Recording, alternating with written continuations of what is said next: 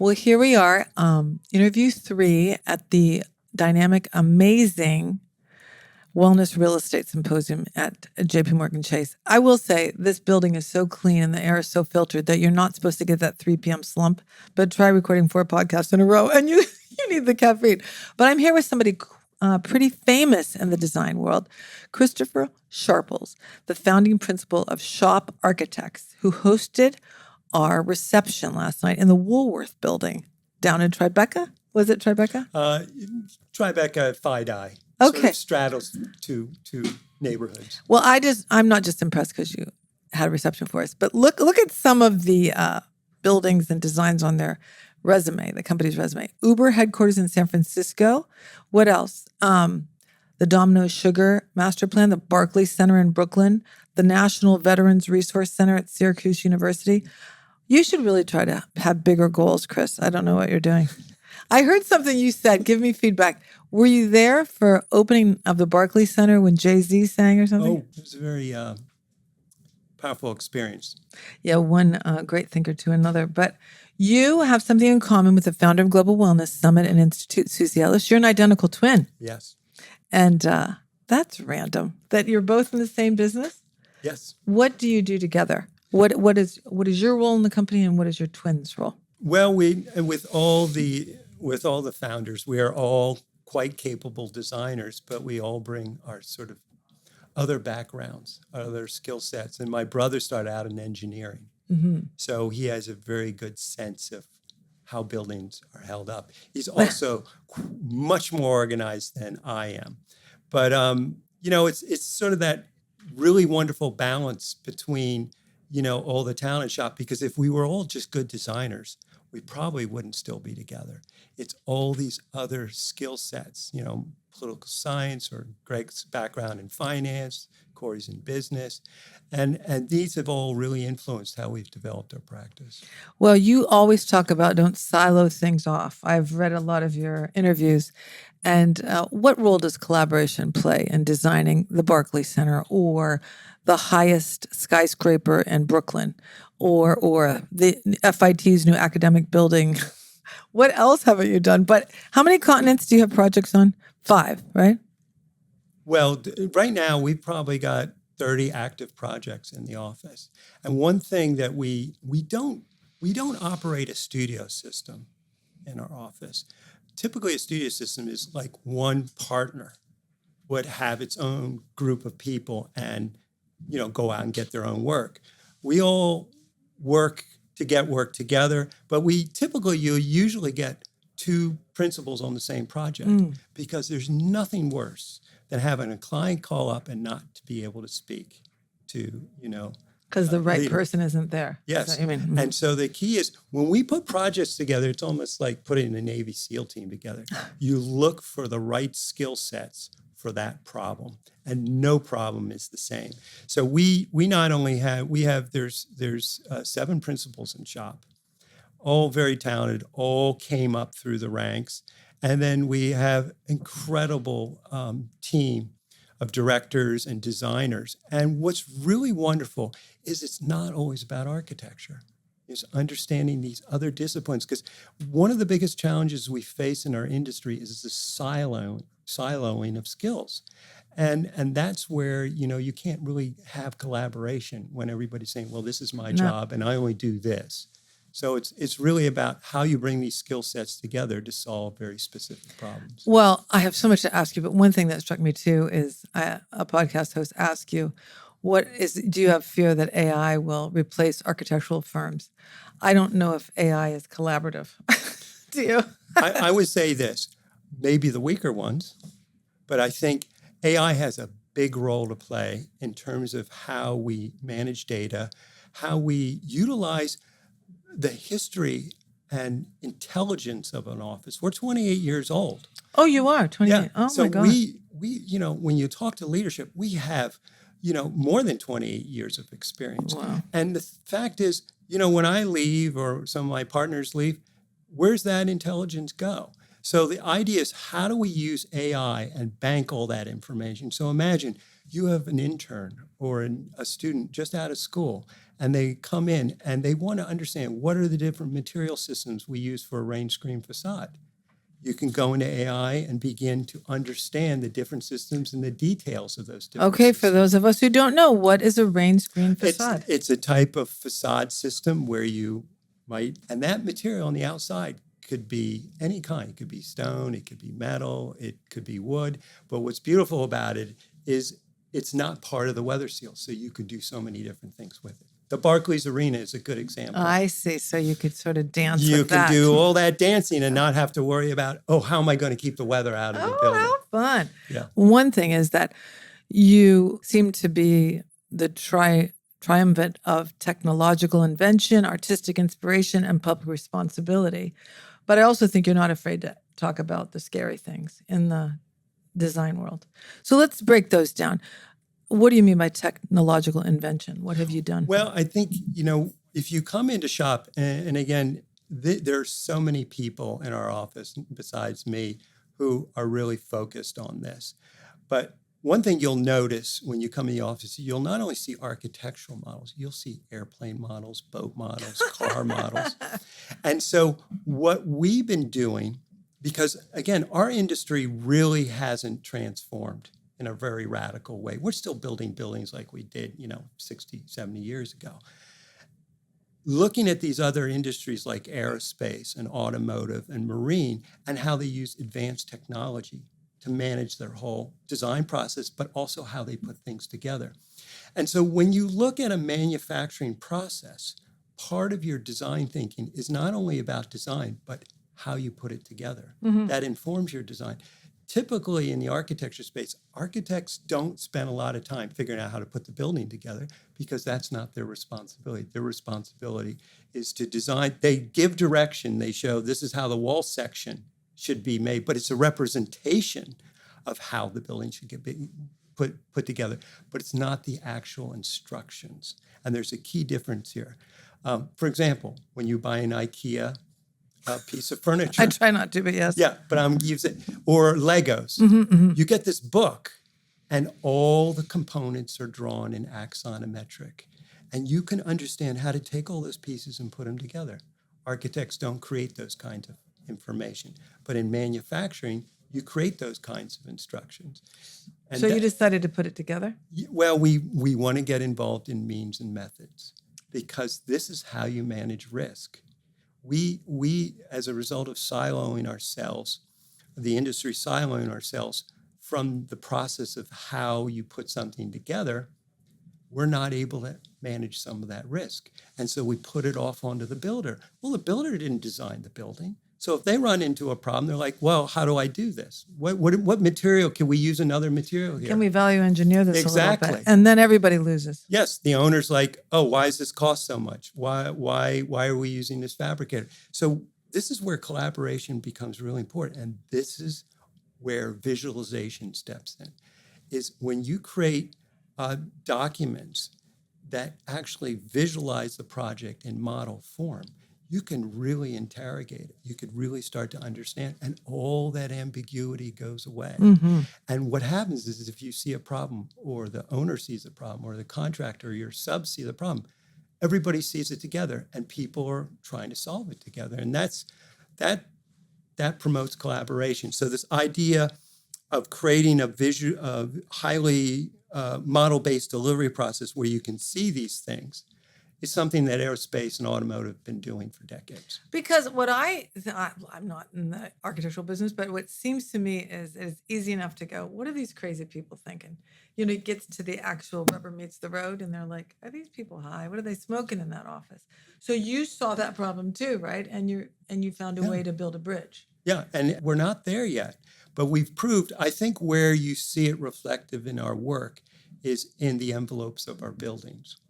Because we use aerospace software there, Dassault Systems 3D Experience, which allows us to take the design and actually work directly with the fabricator in the making of the design. So the terracotta for that beautiful, narrow, slender building 111, which was done by NBK. We produced files for that. We produced all the fabrication files for the Barclays Arena, things that you typically don't have architects do. So that's under your technological invention. Yes. Now, what about artistic inspiration? Well, I have a fine arts background, so I started Aw. in printing and painting. Okay. So, and I studied in Bologna for a year, and that's when I decided to become an architect. Was that Bologna University? No, it was through Dickinson College. Okay. But I took course. Johns Hopkins also had a political science program, Okay. so I was able to take some courses there. So you had a slide in your presentation about Botswana, was it? Yes. And you took native art, and you tried to have the building embrace that, reflect it, or something. Yeah, it's you just don't want to copy the arts and crafts of a place, but you want to understand the spirit of and the energy that goes into these things. And so what happens is you look for the artists and you start having these conversations and say, look, we're looking at we need to create an acoustical baffle for the conference center. And we look at these baskets and say, they breathe. There's an acoustical story there. Oh my God. How could we translate that idea into a performance idea and at the same time create that cultural identity that is really unique to that one place? And also the end user, if you're visiting it, you want to feel that you're there. You don't want to feel like you're in a box that could be in Peoria. Right? Yeah. Right? That's so awesome. All right, that's one example. There's more, so many more. Give me one more of the Well, art. I tell you another place where it's very, very important is our work with overseas building operations, which is a part of our U.S. State Department. We're doing 5 embassies and consulates. And I cannot even believe that statement. When you What countries can we do it? we're in Tegucigalpa, Honduras, Oh, Milan, Bangkok, Kinshasa, and we're in master planning for the one in Seoul. But one of the challenges that we face with doing these projects is there's security issues that you have to deal.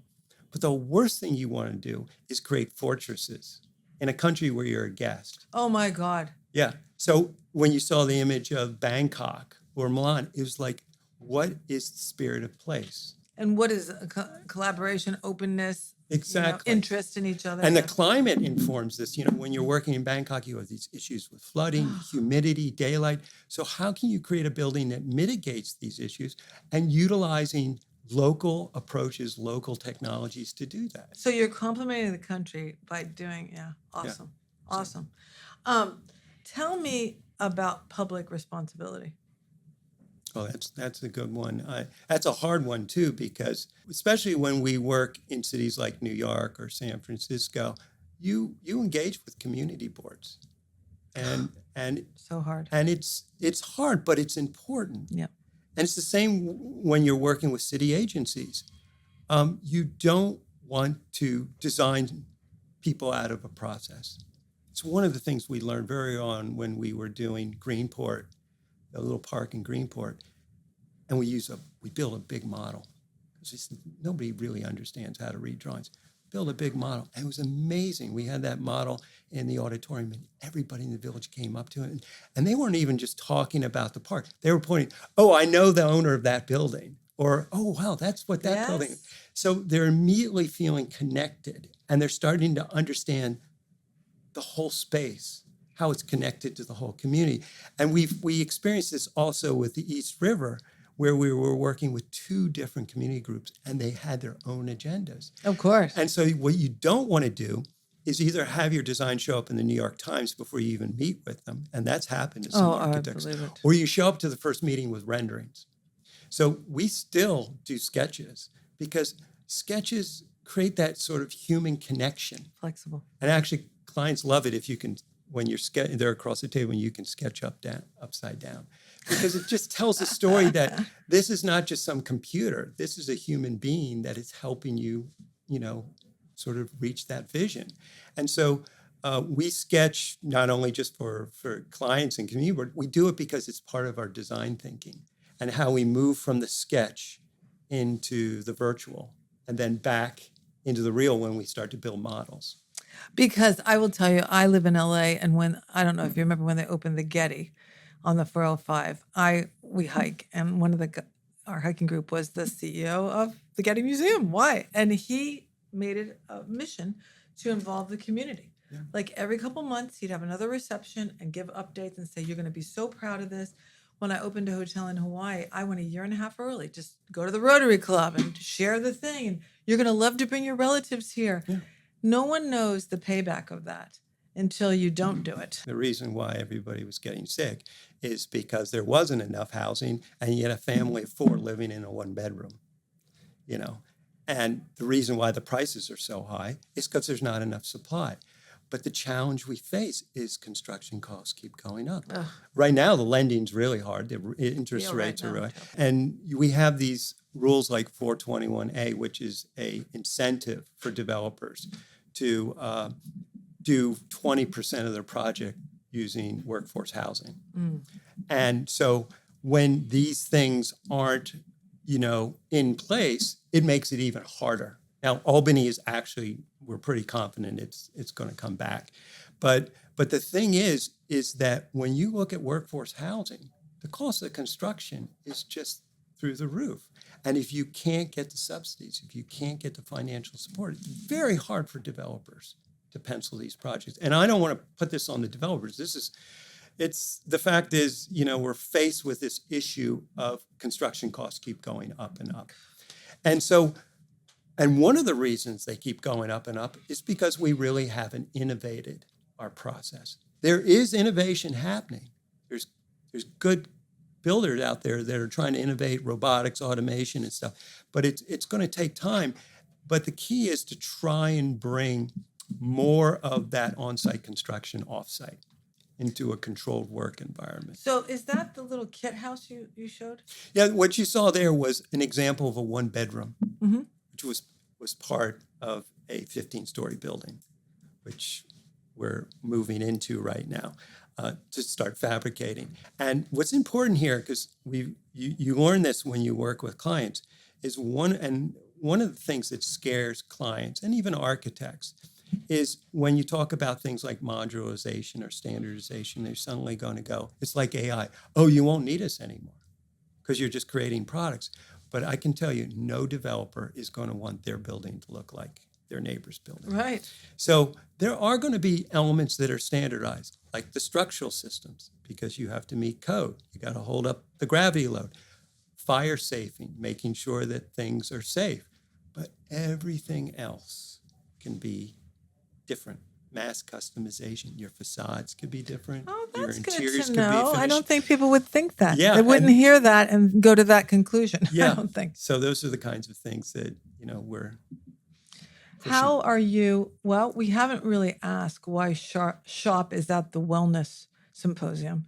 We are now getting projects that are geared specifically towards wellness. Oh, you are? Mm-hmm. But I want to say that we've been thinking about this issue of quality of life issues for people who especially live in cities. And that's why it was so a blessing in disguise that our first major projects were public open spaces. Because it starts with, understanding the public realm and how you bring that energy and that experience into your building project. Well, tell me about the living wall, phytoremediation and biophilia. Okay, so for our viewers or our listeners, that is you install a wall with healthy, juicy, big green plants growing out of it. And very specific plants that are good at generating oxygen and also very good at removing particulate matter from the air. By the way, that I think that's called a spider fern, I think, and they're supposed to be really good for people with allergies. And ferns are actually very good oxygenators. Behind us are 2 ferns. We're between 2 ferns, everyone. So when I see green in buildings, because, you see what happens when we go outside and take a breath. So if you can take a breath inside. Now, one thing we have to ask you is climate change. What are you doing to help in your design? This is a very, we're talking about an ecosystem. It's not just a singular sort of like, oh, well, if we do that, that'll solve the problem. It's many different things working together. it's like the inefficiencies of putting a building together. There is so much waste that happens on the job site. And it's not to blame the contractor or the builder, but you say everything has to come to the job site. Well, a lot of stuff comes in boxes. Some comes in sheets and you have to cut it down. What do you do with all that? Huge amount of waste. Oh my gosh. When you look at advanced manufacturing, the Japanese actually spent a lot of time on how to manage waste and reduce it. When it comes to understanding material systems, designing a building that really optimizes materials. This is something that we did with Barclays.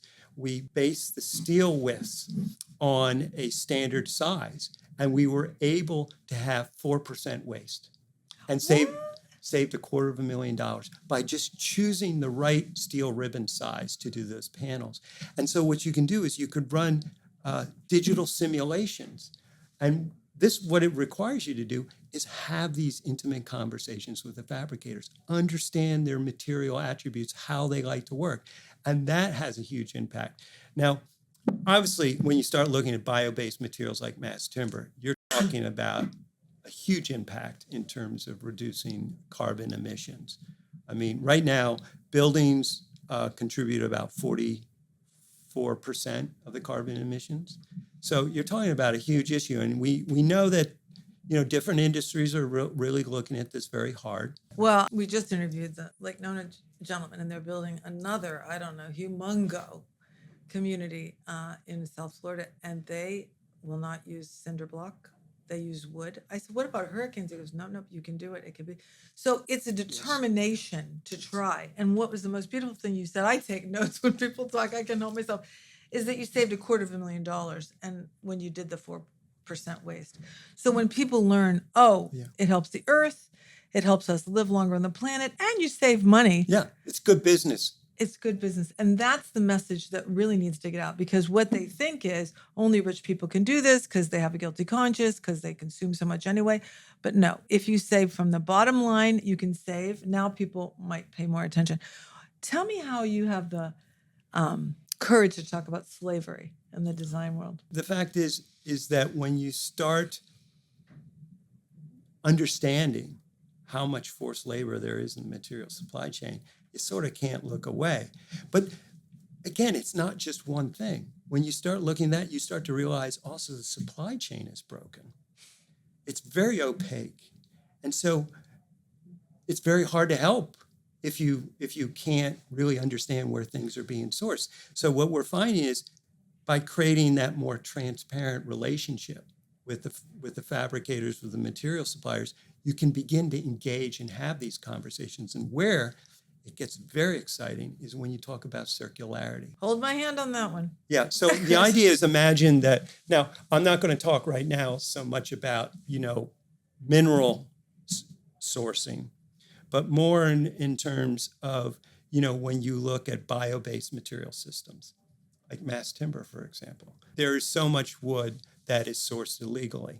Wow. And I want to say Michael Green said it was close to 80%. Oh my God. Which just blows. And so this timber goes through different countries, so you can't really figure out where it came from. Right. And then it goes into furniture and veneers. At the end of the day, you're like, I don't know where this is coming from. So the thing, when you talk about circularity, when the Department of Agriculture was looking at this, and many years ago, and working with the timber agencies, is how can using this beautiful material to build high-rise buildings help support rural economies.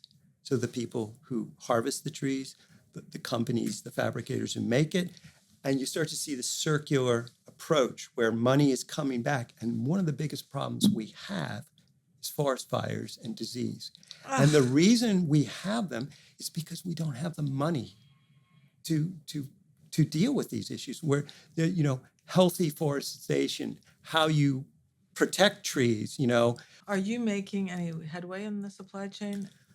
We are with there's this other company I mentioned, Assembly, which is its own company with its own CEO.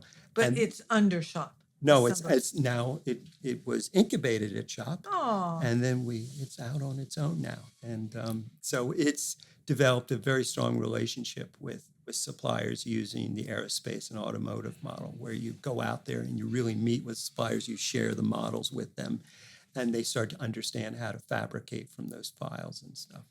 So, what I think is this is such a huge topic. What did I read? You move from deliverables for fee for service model to an award based on performance.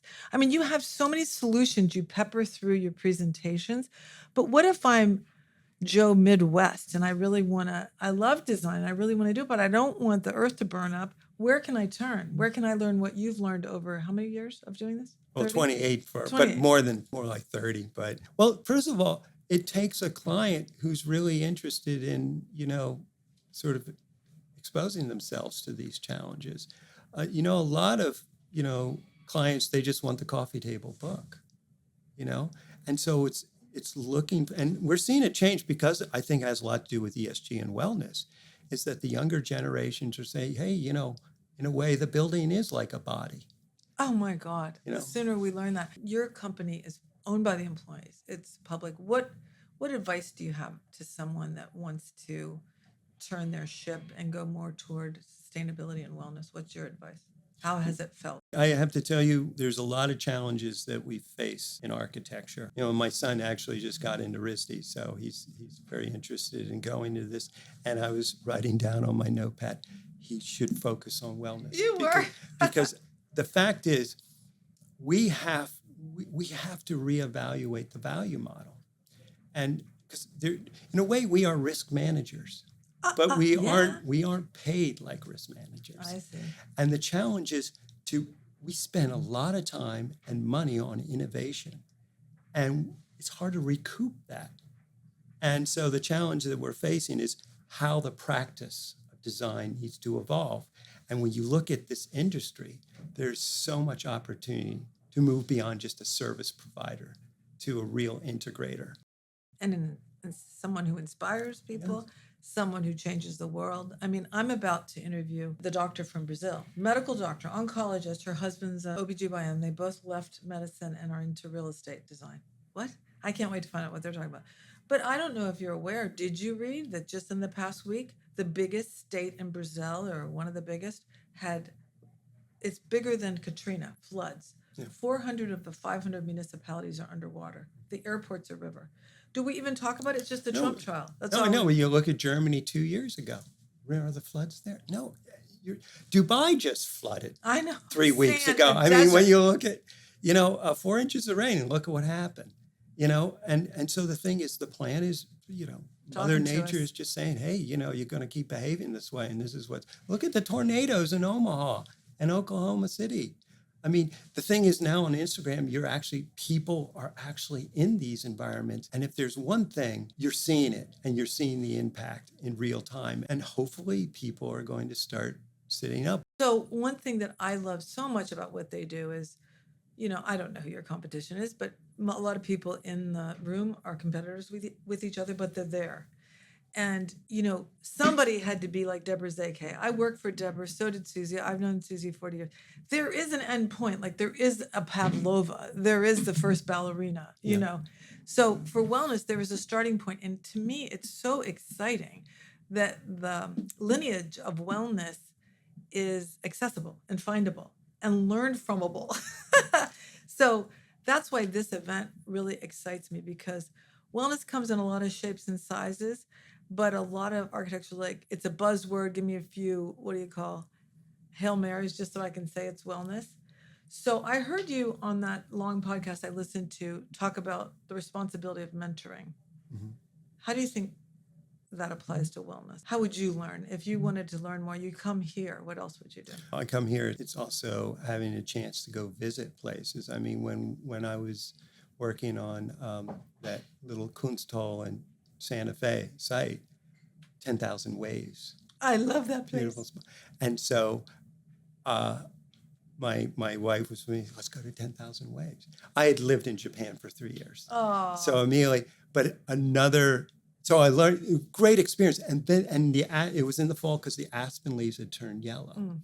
And so, walking in the woods.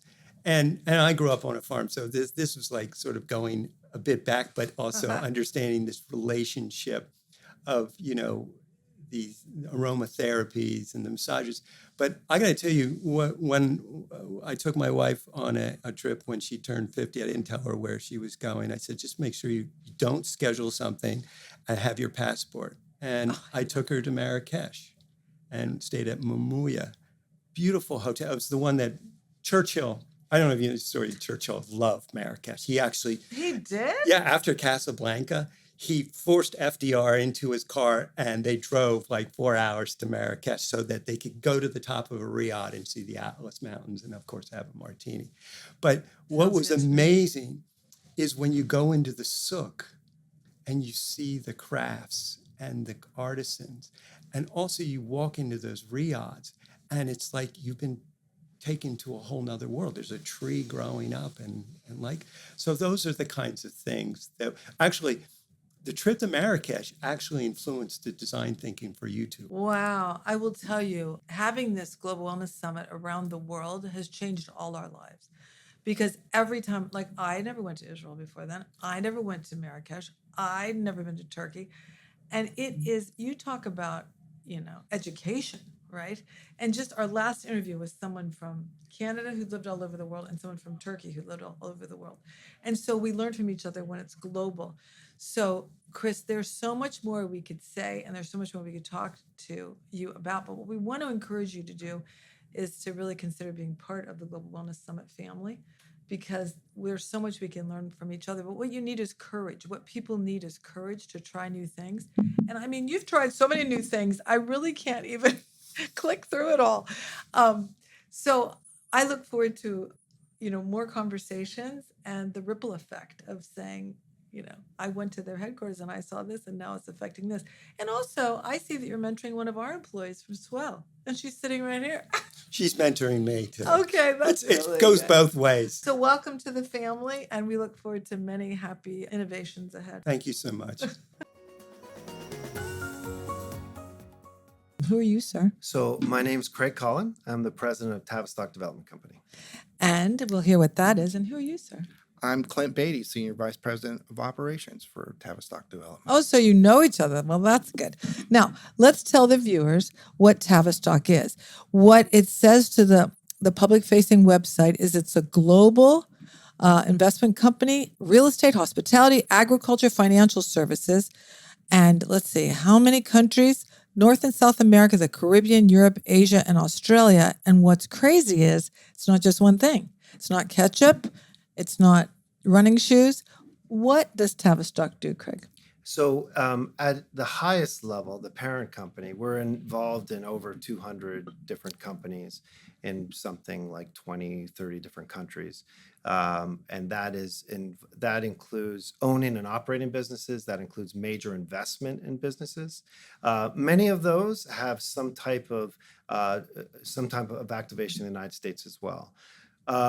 What I've done in my 7 years with Tavistock, running the development company, is I oversee the real estate holdings. And Clint and I do work together, so we do know each other.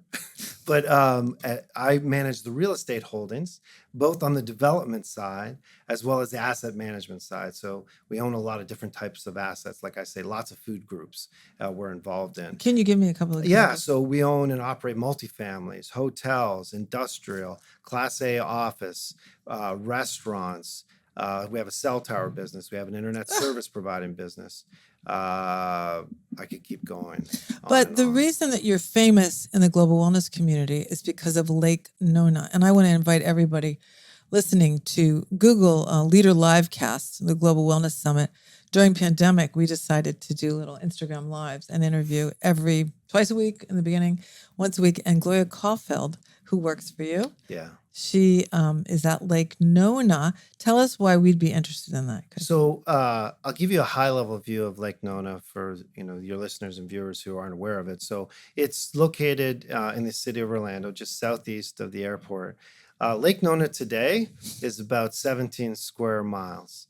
To give you some idea, that's for the folks in Manhattan where we're sitting today, that's the southern tip of Manhattan to about 97th Street. What? Yeah. So the 17 square miles of Lake Nona exists today and has developed over since the early 90s, really. But in real force, probably from the mid 2010 to 2014, when it really started kicking in gear. Today, we're probably somewhere between 28,000 and 30,000 residents.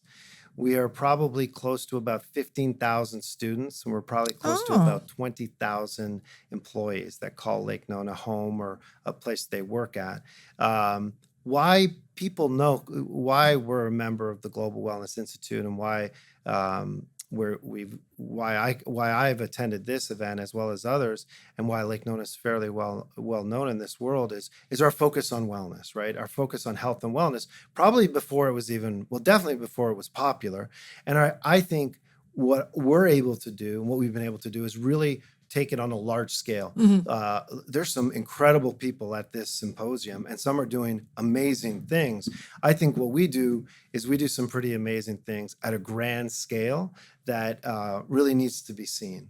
Yeah, in that interview I did with Gloria, we talked about the specifics of it's not just a bedroom. It's like what they said today. It has to be a sleep room. So the windows are treated, the aromatherapy in the air, the kinds of, I think, organic beds you have. It's a WIT house, right? Can you explain? Yeah, so we have the wellness home built on innovation and technology. So we actually have really a pilot home that we introduce, not leading edge technology, sometimes leading edge, but really bleeding edge technology, technology that's not available to the public. So, I think one of the special things that Tavistock has and Lake Nona has is we have a unique web of partners, right? Big partners, small partners, some super innovative partners. And what they're able to do is bring a lot of those technologies that can be deployed on a residential scale.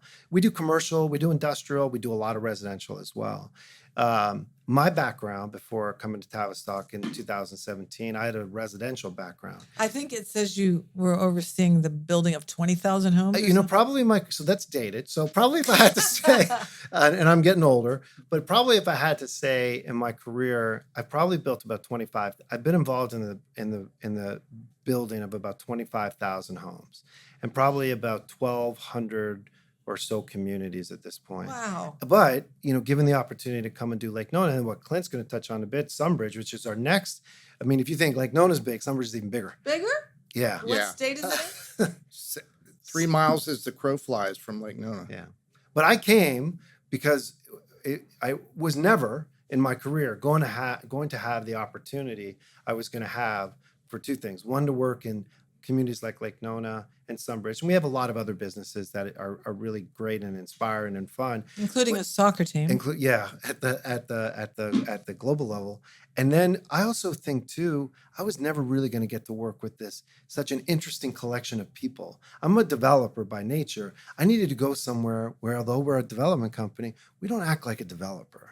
Right? Our team doesn't look like a development company. And that's really... Well, I don't know if everyone knows what that means. How are you supposed to look? Nerds? So I came from a developer world. I have a degree in architecture, and I came from, a very, financially focused, we're going to develop the way we develop, and a little programmatic, right? And then I came to Tavistock and walked into this company door where folks like Clint come from a very different background. We have creative people, we have innovative people, we have technology people. We have all of these people that a developer wouldn't necessarily think. And what that does is it allows us to really think differently, right? We could never have created Lake Nona by thinking as a traditional developer. Wouldn't happen, wouldn't pencil, right?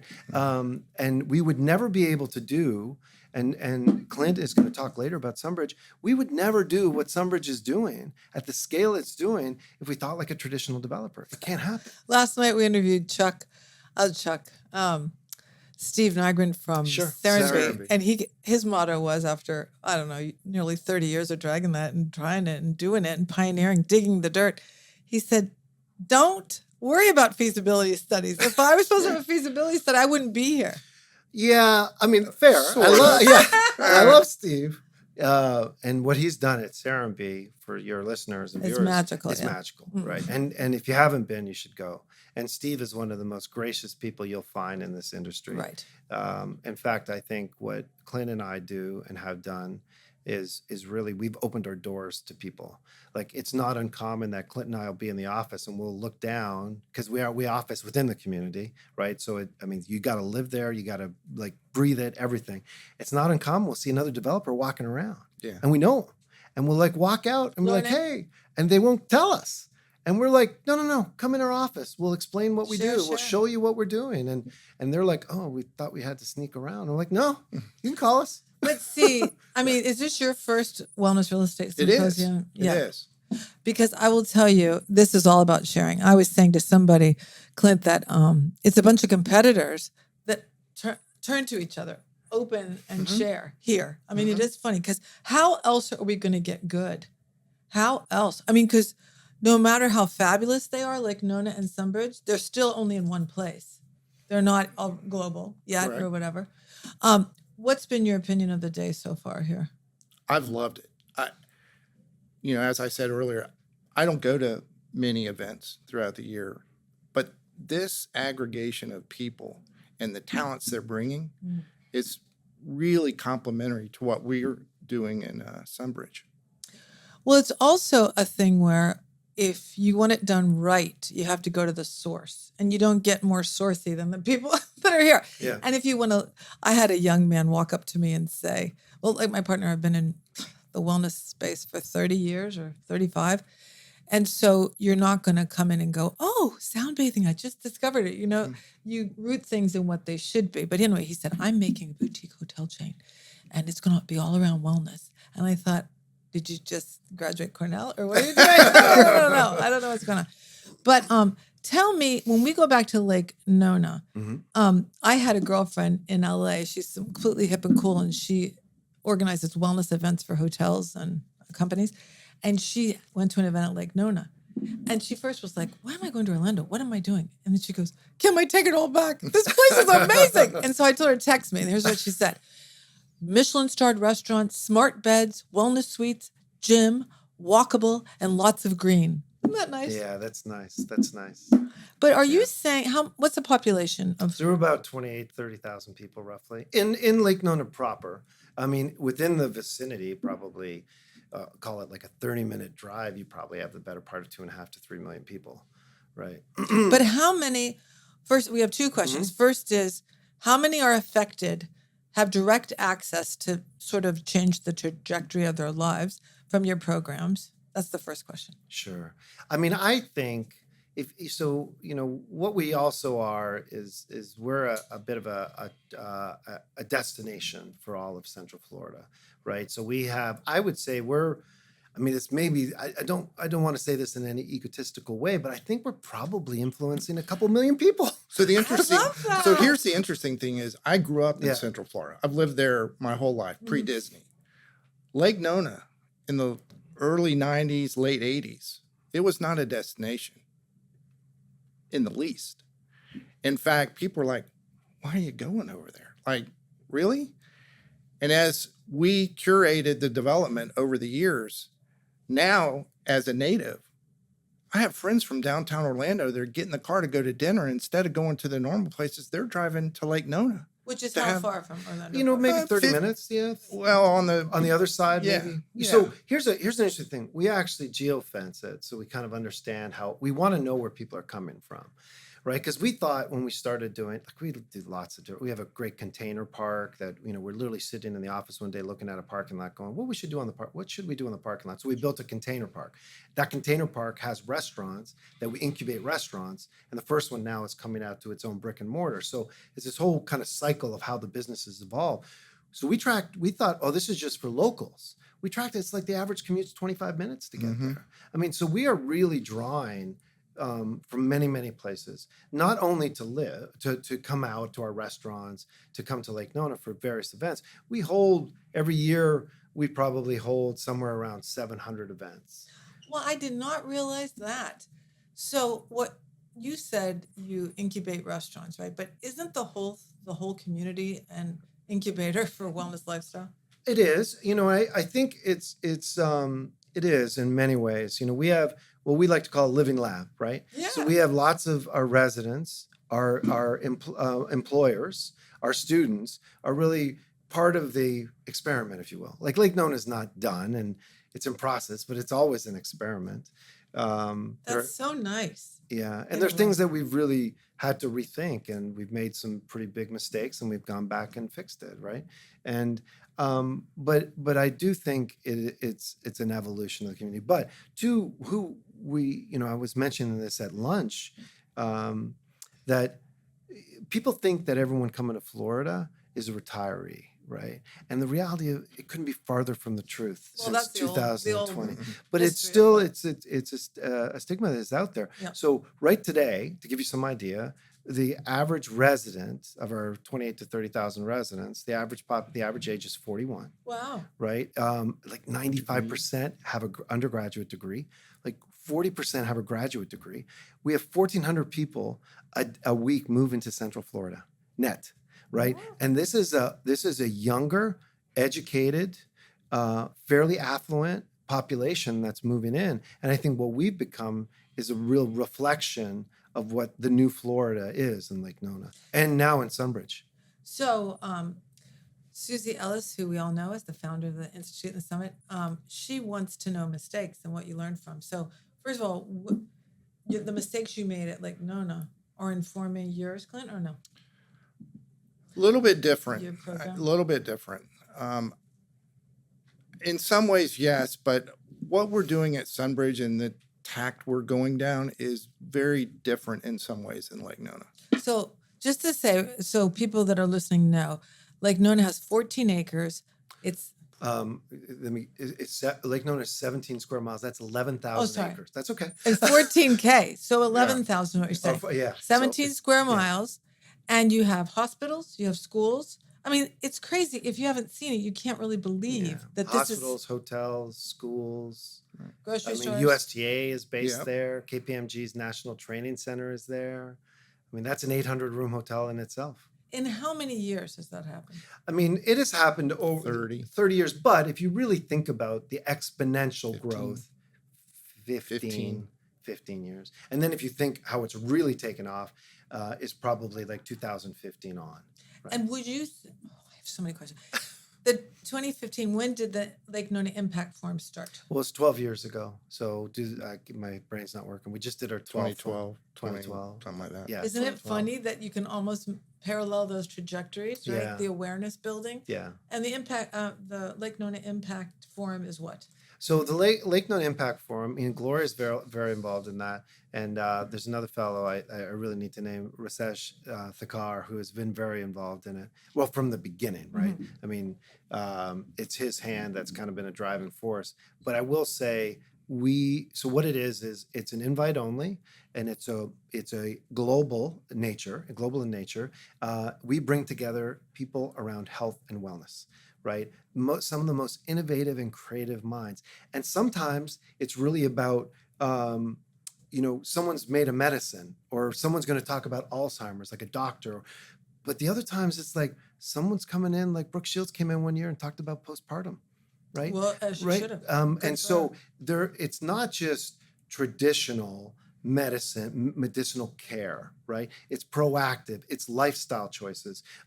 This year we had it was really good. Dan Buettner with Blue Zones came and spoke. Good old Dan, one of our favorite guests. Yeah, and it was phenomenal. Really super interesting speakers. Gwen Shotwell, who's the CEO of SpaceX, came and spoke. And then our keynote was Jeff Bezos.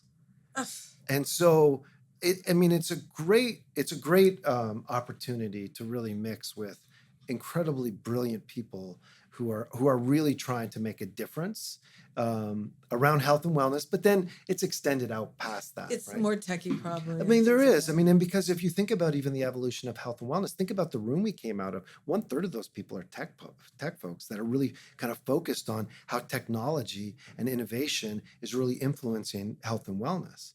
And so even there, the Impact Forum has evolved. One last question about that, and then we promise to talk about it. Did you want to do the Impact Forum? Were you there when it started? No, I was not there. I've been there for 7 years now. 7 years. Yeah. So have you heard it started because they wanted to be known as a think tank? Or Oh yeah, I mean absolutely, and I still think we continue to believe that. I think there are a couple things. The living lab idea, like we love to attract these people, these companies, these ideas that make us better together, right? I also think too that at the very beginning and to this day, we are a collection of very, very, I mean, Lake Nona is a collection of our residents, of our students, and of the employees, the employers, but we're a collection of incredible people that work in the development company, and we're a collection of all of these partners. So when I walk out of that room, I mean, I know half the room, 3/4 of the room, and it's become an evolution of these people who get involved in our lives and make us better. And the impact forum is a huge magnet. And yeah, so it paid off to do that. So in your background, Clint, you were, it looks like general counsel, financial topics, managing asset acquisitions. I don't see wellness in there. So what did they tell you? You have to drink green juice if you're going to take this job, or what did you think? Well, ironically, no. We got to back up a little bit. So I've been with the company 17 years. Oh, okay. And I left my former company to come to Lake Nona because I was going to work on a master plan community. It was something I wanted to do in my career. It took 9 years for me to make it to Lake Nona because they wanted me to work on some other assets at first. I fixed those. Tavistock, you mean? Mm-hmm. And then what did I do? Tavistock wanted you to do that, yeah. And so at that point, they were like, hey, we're going to be working with the Church of Latter-day Saints on the activation of their 300,000-acre ranch. Where? In Central Florida, 3 miles away from Lake Nona. And they said, we'd like you to head it up. And so I'm like, all right. So we got involved and we looked at it. And I would tell you that I don't have a lot of pretty pictures yet like Craig does because he's 30 years ahead of me at Lake Nona, right? We broke ground in 2020, I think, starting the development. It's massive. It's 27,000 acres. Well, who said that the world needed this? How did you know? That the world needed the development or the way we're going to do it? Both.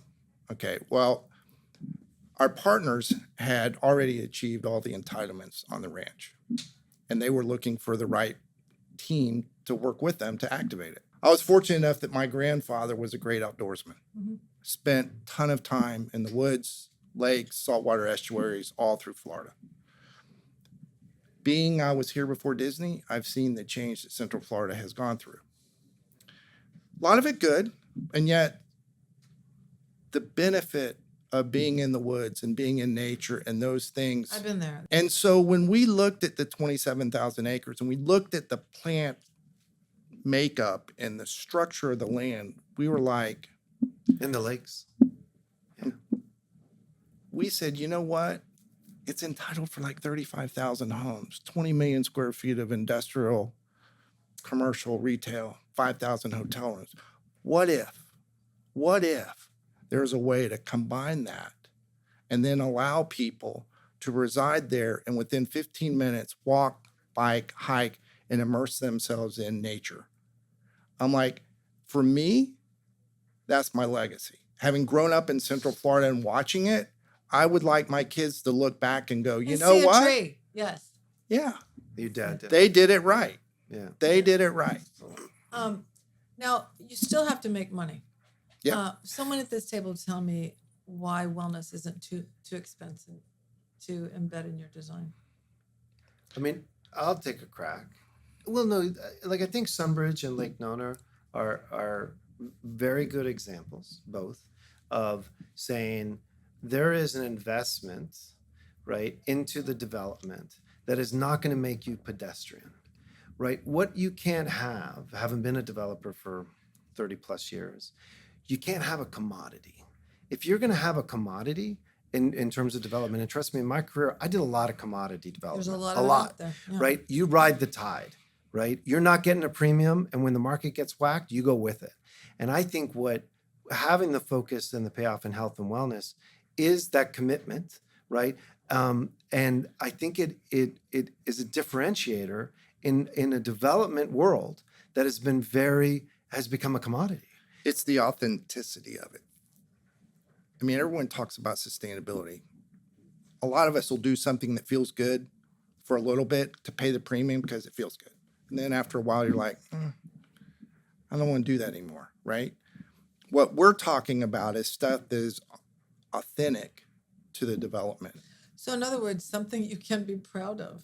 Yeah. And I think what attracts, it attracts businesses, right? If you think about businesses, I mean, we're talking Florida for a minute. So think about the relocations of companies, right? And what do they come in and do? I mean, yes, they come in and say, what's the average price of a house, or what are the highways like, right? But they're going to say things like, what can my employees do? Like, what are their food choices? What are their activity choices, right? All of those things. And I think in a world where you have these major corporations that are moving and are really the catalyst for development, I mean, if you break it all down, I mean, I'm going to exclude, second homes and things like that. But if you think about major developments, your catalyst isn't attracting employers, and those employers are moving. They're trying to get their employees very happy with moving. Lifestyle choices, housing choices, all of those things. And I think that's the differentiating factor that we have at Lake Nona. There's no wall around Lake Nona, right? So in other words, you could buy a well-being house for 30% more. But if you bought a more affordable one that wasn't yours, you could still come to Lake Nona and play. You can. I think, though, there are a couple key components about health and wellness, right? If I had to break it down, and I think what, Sunbridge epitomizes this early stage, right? You have the physical manifestation of health and wellness. Look, you break your arm, you need to have someplace to go get it fixed, right? So I think there's that. I also think, too, and we have lots of that, right? We have a number of hospitals that we developed through the years, large hospital, children's hospital, adult hospital, VA hospital. Then you have the programming, right? So you have the programming in the community, and the programming might be around, could be activities, could be financial support, it could be nutritional coaching, right? This sounds like Nirvana. All of these different things, right? So the programming is vast. I said we do about 700 events a year. We do major events, right? Major events. But even if we don't do an event, we might get 7,000 people that just show up on a Friday night in a town center that don't live in Lake Nona, right? So you have this programming effect. And then I think the third is you have the connectivity, right? And you have the ability for us to connect with our tenants, to connect with our residents, to connect with our employers. I think that... How did you connect with them? Through social platforms. We get residents to start event groups in the community, and we help sponsor them and get them off the ground. So the connectivity isn't the developer connecting them. We're not the center of the web necessarily all the time. We've stretched the web out so that community, employers, residents are actually part of the web. So there's like this fabric that comes together. It's called culture. We've created this culture within Lake Nona. And that is unique to Lake Nona, right? So like when you go outside, my point back to you is when you go outside the border, you don't necessarily get that, right? And I think that is part of the value. What makes it so special? It is. Do you have any stats, gentlemen? Give me 3 mistakes you made, or 2, at Lake Nona that you go, okay, now let me share that with someone so they don't do it in the wellness. Okay, here's a good one. You can't take something for public consumption until it's ready for public consumption. So I got there in 2017, and we had a number of technology-focused around health and wellness that we had deployed in houses. So one of the other things we do is we have a technology company. We low voltage wire we basically make all the houses smart, if you will. Yeah. It's an overused statement, and we own that company. And so when I got there, we had started to put all kinds of crazy stuff in there, and like literally all of these sensors. And I'd be like, I get a call from residents going, it doesn't work. And then I go to my guys, I'm like, well, we don't really know how to fix it. I'm like, oh yeah, we shouldn't do that anymore. So like, don't. There's an incubation period, right? And that's on thoughts, thinking, ideas, technology. Don't launch it until it's ready to launch, because it's so hard to pull it back. And once you burn the people, it's very hard to convince them to come back at you. And they're like, oh yeah, right. Here we go again, right? That was one. The other big one is, I would tell you, and I live this kind of, live on this a lot, is listen to other people, right? I mean, what's made us successful is bringing in these partners, unique voices and different voices, and listening to our residents and listening to our tenants, listening to the stakeholders that Clint deals with at Sunbridge. I mean, Clint's involved with, he's a naturalist, and we've had the Sierra Club out to tour Sunbridge. Hey. So, I mean, listen to what people are saying and don't think you have all the best ideas, Right. right? It has to be sort of an amoeba-like thing, like able to adapt. You have your, Very much. like you said, what did you tell me about guardrails, Clint? That your CEO is a mean guy. Yeah, no, he's very good at empowering. And he basically says, you're responsible. Here's your guardrails on either side.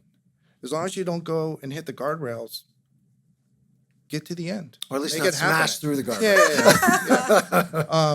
Yeah. And that level of empowerment and that thinking permeates through the whole company is one of the reasons why Tavistock is so successful at what we do. And you had some goals, some personal goals. You said you wanted a legacy project. You wanted to be authentic. It was a big company, and you did a few things within. You have done a few things within it, right? Yeah, when I took the project over from my predecessor, it was going down a path that is a little bit different. And one of the things that we have is a 3-lake system on the land, interconnected.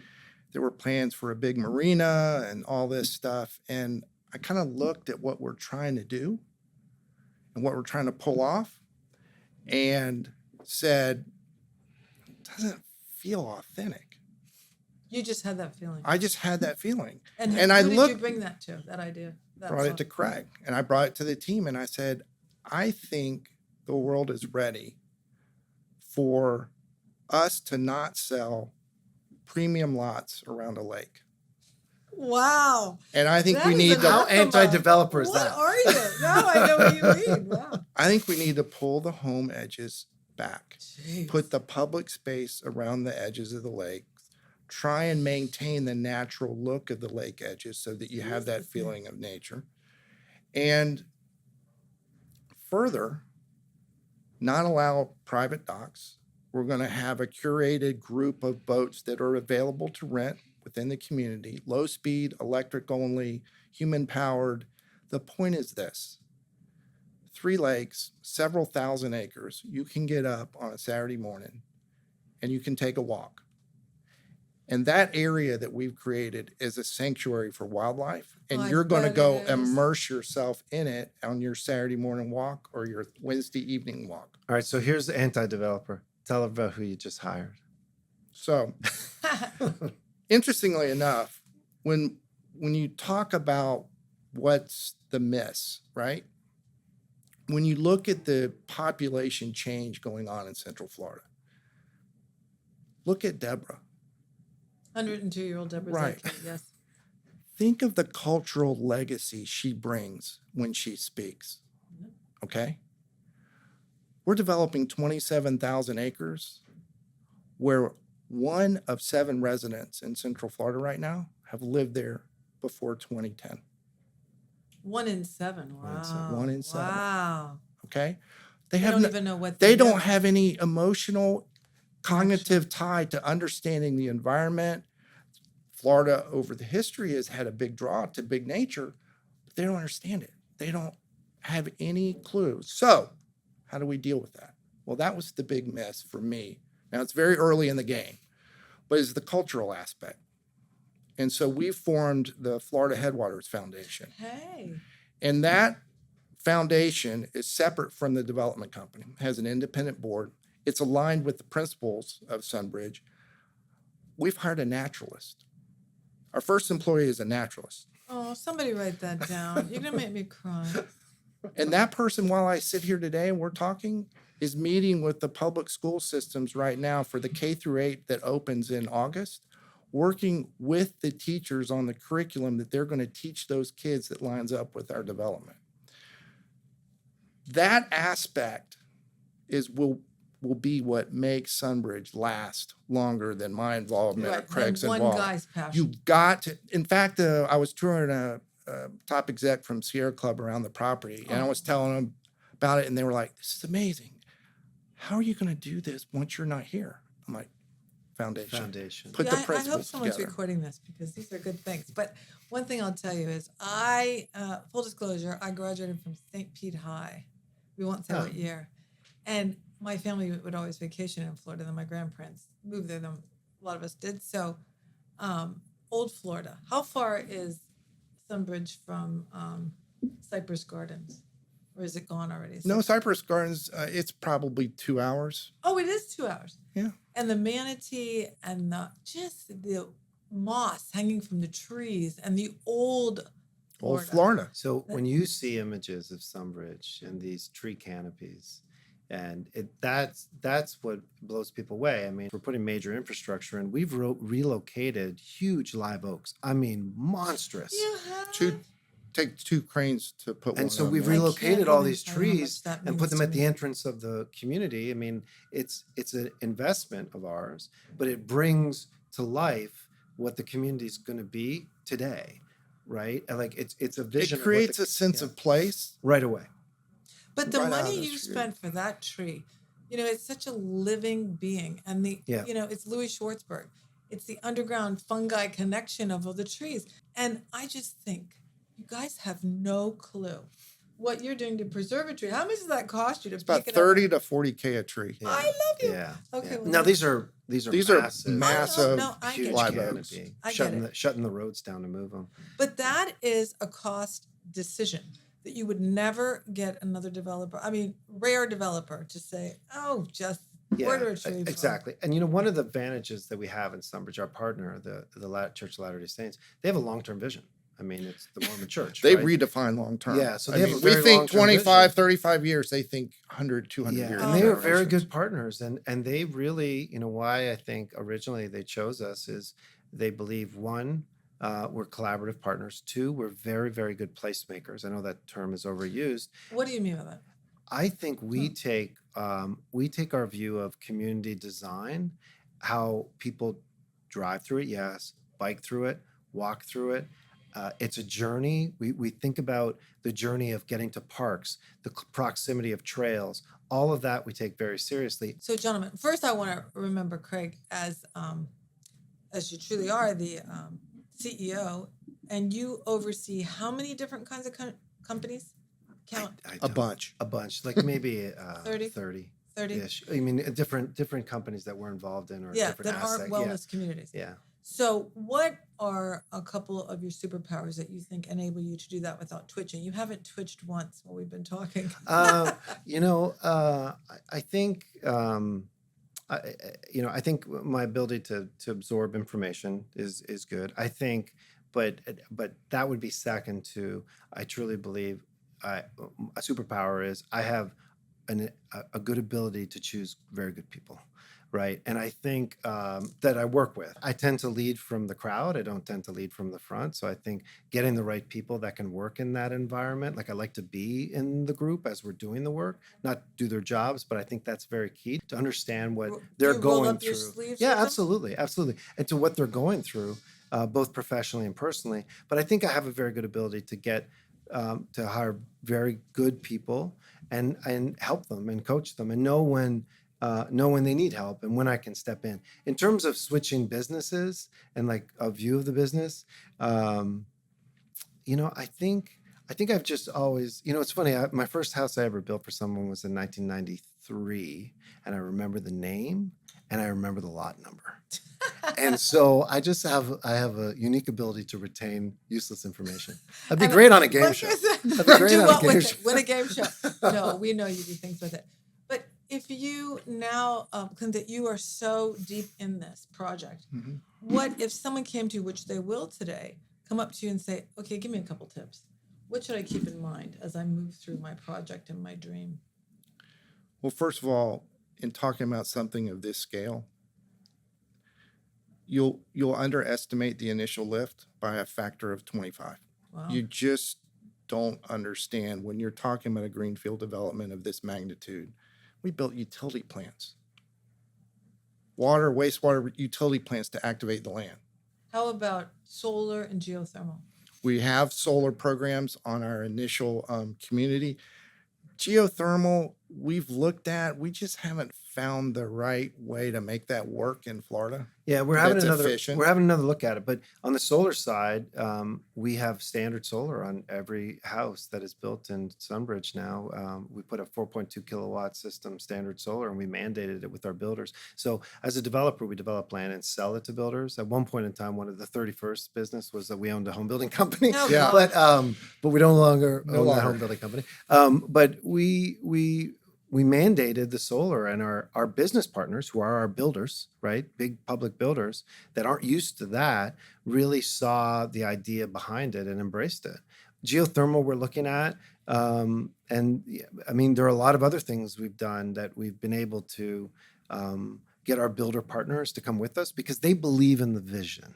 They believe in what we're going to do. They Only believe in date the people value. that you have Yeah. the same values. Yeah, as. and they believe in the vision and they believe in the value proposition. So they've done things like, this is going to be a crazy statement, but Orlando and Florida down builds with cinder block first floor. Horrible for the environment. Carbon footprint is crazy. And we ended up going into Sunbridge and say, no more. It's all wood frame, right? And, What? And In they all did it. hurricanes?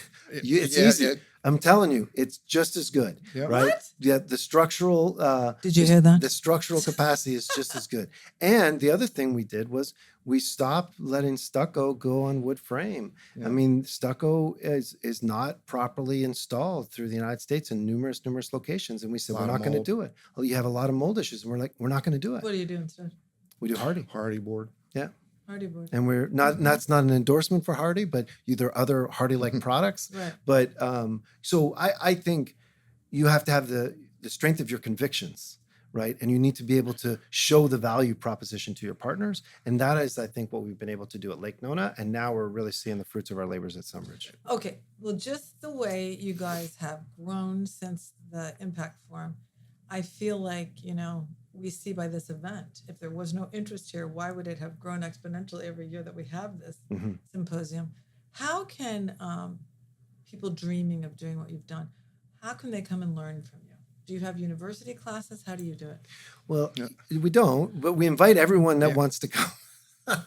So, Clint and I are firm believers. Go ahead. Yeah, we had the Howard Hughes group in last week. Yeah, we had the Woodlands group in. Mhm. They're very good friends of ours, and Shared ideas yeah. and best So- practices. I think one of my most important jobs is, Thank the you. average, the average age of our employee is probably in early 30s, right? And, what happened was, I mean, it's a rabbit hole, but when the recession hit in 2007, 2008, a whole generation was lost. They all left the industry. So the business we have now is people in their 50s, people in their 30s. Wow. There's no one really in their 40s. Wow. Or no one in their 40s that has longevity in this business. Mhm. So we spend a lot of our time coaching the younger Mentoring. generation. Like, the most important thing in my career is to find the person that's going to take my job, right? And train that person now, Who are you? right? And he feels the same way.